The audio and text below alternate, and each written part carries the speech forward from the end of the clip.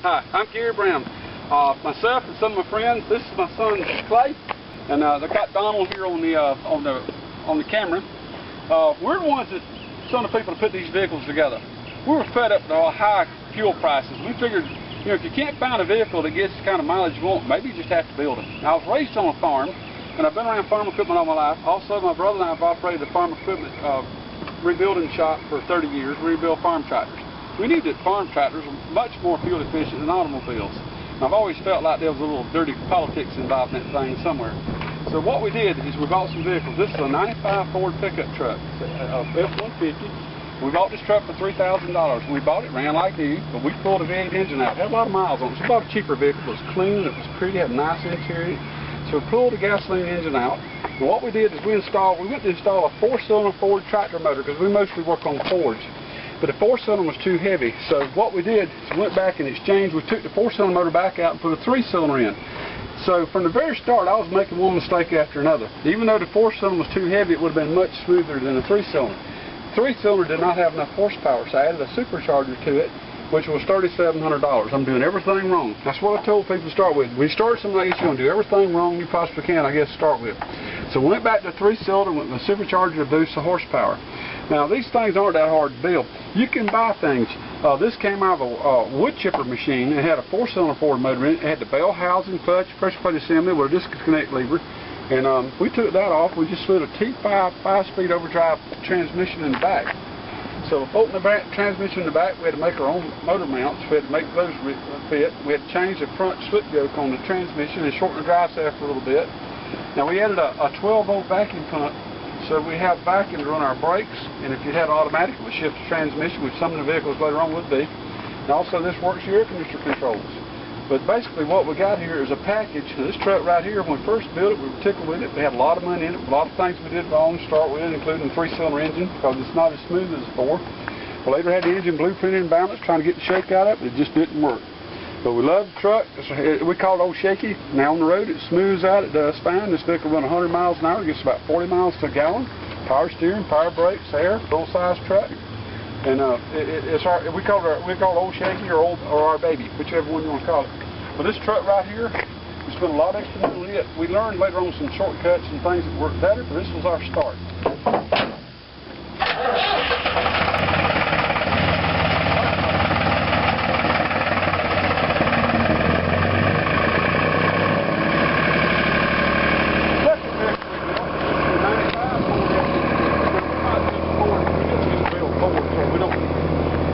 People just to buy Fords. This just happened to be the ones we found for sale that were high miles, low price, clean, pretty bodies and interiors.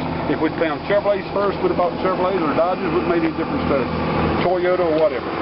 Now in our second, and this vehicle was one of the last pickups we built, we got an engine out of a Jacobson J10 reel cutter. Now Toro had the same thing. It's got a 4-236 4-cylinder Perkins engine, and it had a bell housing on the back, and it had a heavy-duty Chevy truck transmission. When we didn't want a heavy transmission, we wanted overdrive. So we took the heavy-duty transmission out, went to a salvage yard, and we got them to exchange it for an overdrive transmission. So what we got here now is basically we got a Ford truck, we got a Perkins engine like they put in the Massey Ferguson farm tractor, and these things in a lot of other applications: skid steers, mud pumps, generators, irrigation pump, all sorts of things. But this particular engine was put in here for this pickup. Now this engine was about 75 horsepower. We later added a turbo to boost it just a little bit. Now after we mounted this one in this truck, this taught us some things, that you really need to have a 4-cylinder. It's much smoother, operates much better. Now again, we used a 12-volt vacuum pump to run the brakes and the air conditioning, and we did things under the hood to try to save belts and pulleys. Like for instance, we got a 12-volt thermostat operated fan to cool the radiator. You don't have to go to large radiators on this truck. Standard radiators in the vehicles work fine. We got a lot of sophisticated stuff here, like this is an exhaust pipe that connects the hoses from the tractor engines of the truck. These pipes right here are just water pipes, connect the heater system off this engine. I think that came from Lowe's or Home Depot or somewhere. But it's just, it's not that complicated. You know, if you wanted a house built and you had this set of plans, you said, you know, this is my dream home. This is what I want. If you can't build a house yourself, you don't say, well, I can't build a house, I'll never have this house. What you can do is you can get a mechanic, and believe me, there's plenty of them out of work right now in this financial meltdown we're in. You can get a mechanic to take our book, which, by the way, we sell on the internet, and go out and hunt down the material you need, the right running gear that you want for whatever application you have, and have them put it together. Now, if you go to one of these fancy college-educated mechanics and like it in new dealerships, they'll be completely lost. You got to go out there and you got to go to one of these old-time auto parts places and ask them who's the mechanics around town that's done dirt track, off-road, drag strip, maybe a little bootlegging. That's the people to talk to. These mechanics can put these things going, and it's not really that hard. You just have to have the determination to get in there and actually do it.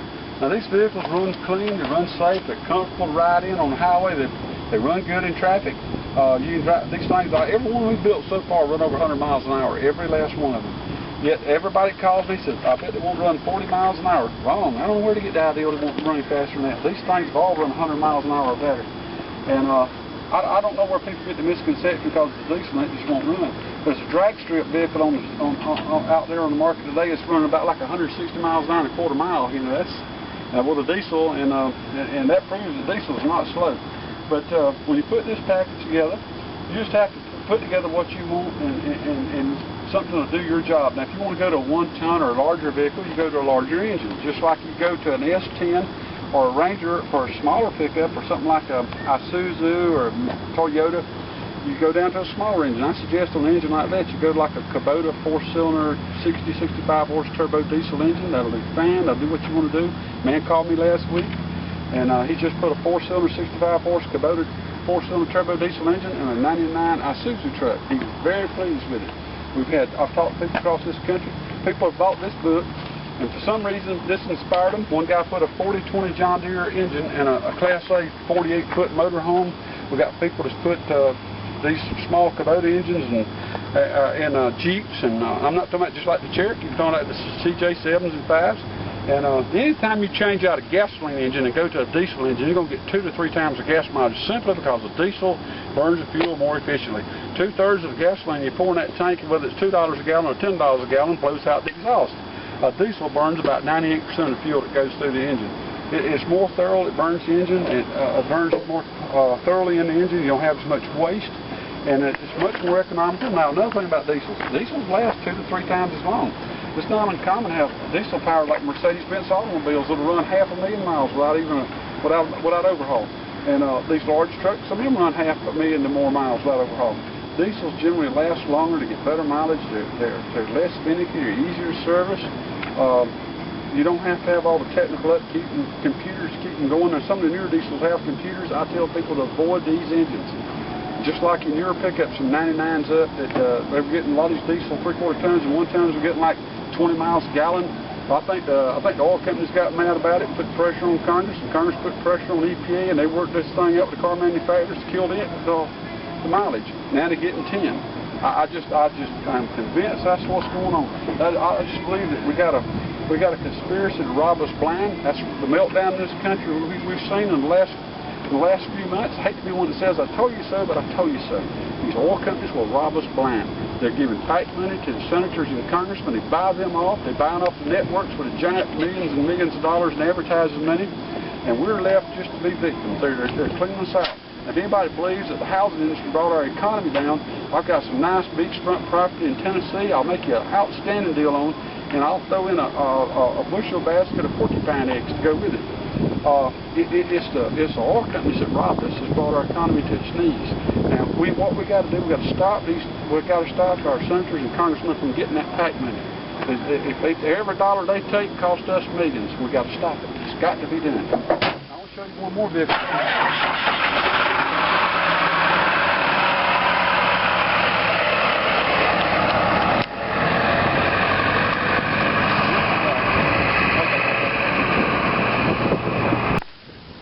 This is another little car we have. This is a 1980 Mercury Capri. Now, this is identical to a Mustang, except it's got a domed hood. The reason I'm showing you this car is this is something somebody tried before. Back in 1979, there's a company called Holland Moody in Charlotte, North Carolina. They were involved in building race cars for NASCAR and that sort of thing. They've been in business for years and years. And they put together some of their engineers and worked out and built a car that would get like 60 miles a gallon or better, and it was all over the newspapers across America, and all of a sudden it just all dried up and died, never heard a thing about it. Now, apparently the employees of the company were given a year's severance pay and told that the city of Charlotte had condemned the property the plant was on and they would lose their jobs temporarily. They had to build a new plant to build the cars anyhow. In the meantime, the story I've been told, and it must be true, is the oil companies bought them out. They weren't going to let this car hit the highways. Either the oil companies, oil industry, or Saudis, one or the other. This little car right here, even though it's over 30 years old now, it cranks and runs like a brand new one. Now we don't have the regular. They got the low sulfur fuel now that don't get quite as good a mileage as it did back then. They said back then it was getting about 60. Now it's getting 50, a little better. Now this car right here is a 4-cylinder Avco engine. This is an engine that Allis-Chalmers sold. It was made in Italy. It's a VM Avco engine, AVCO Avco engine. Now it's also got a little diverter valve here. You can run this thing on corn oil. You can run on transmission fluid, hydraulic fluid, kerosene, just about anything that's liquid and flammable for running this car. I took reporters riding in it for the local affiliates for NBC and an affiliate out of Columbus, Georgia for ABC. And they told us these newsreels from these things will be forwarded on to the New York offices. And we were anticipating it on 2020 or Dateline. We never saw a thing.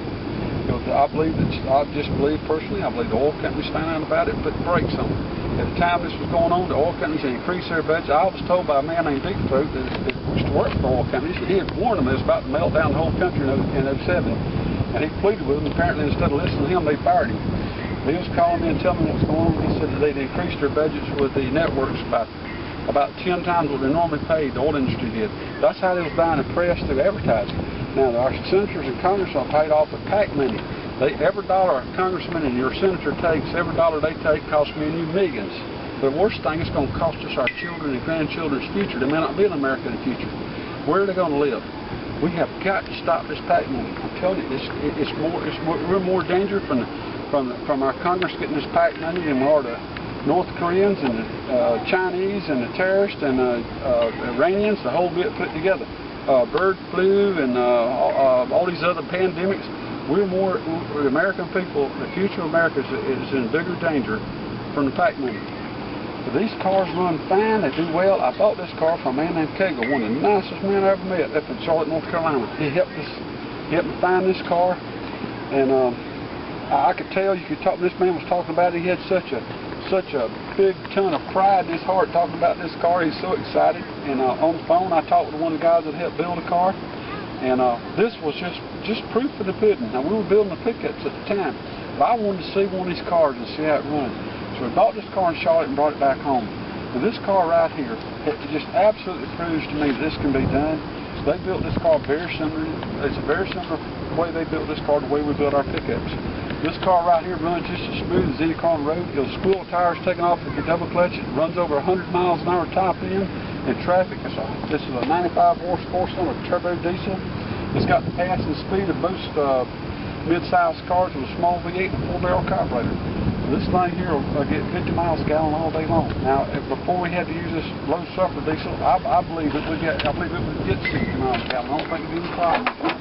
But imagine if the automobile manufacturers in America or Palmer Moody stayed in business, if it hadn't been bought out, whether it was the Saudis or the oil industry or oil people bought them out, if these cars had been on the road, we would have never had to import any oil. And that's the thing, that oil companies want to import oil. Back when this meltdown was going on last summer, I was talking to a man that worked at Texas World Music. He was on 30 stations in 7 states, and he told me that 3/4 of oil wells in Oklahoma and Texas and Louisiana were not pumping. He said what they want to do is make it like a shortage. They want to import just as much oil as possible, have to try to drive the price up. And that's what it was. The oil companies aren't in the oil business in the oil shortage. This right here is a fine little automobile.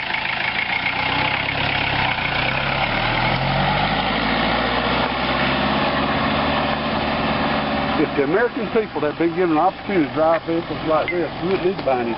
We wouldn't need to import any foreign oil. That endangers our military, endangers our future, endangers our safety.